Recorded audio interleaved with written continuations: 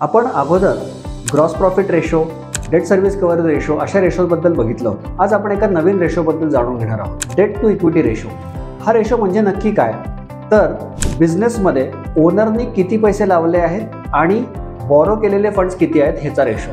Date म्हणजे borrow केलेले funds आणि इक्विटी म्हणजे ओनरचे फंड्स। हा रेशो किती असला पाहिजे? आयडियली हा रेशो 2:1 म्हणजे डेट ही ओनर इक्विटीच्या दुप्पटपर्यंत असेल तर हा आयडियल मानला जातो। त्यापेक्षा जास्ती झालं तर काय होतं? इंटरेस्ट बर्डन वाढतो आणि प्रॉफिट्स ड्रेन आउट होण्याचे चान्सेस वाढतात। हा अजिबातच नसेल म्हणजे डेट अजिबातच नाहीये, कम्प्लिटली ओनर फंडेड बिझनेस आहे, असं चालू शकतं का? आयडियली येस, पण ह्या बिझनेसला आपण अनलिवर्ड बिझनेस म्हणतो। म्हणजे बिझनेसमध्ये प्रॉफिटेबिलिटी वाढण्यासाठी डेट फंड जो फिक्स्ड कॉस्ट फंड असतो हा गरजेचा असतो। कम्प्लिटली ओनर फंडेड बिझनेस पण चालू शकतात, पण ते अनलिवर्ड असतात आणि प्रॉफिट त्या मानाने कमी येतं।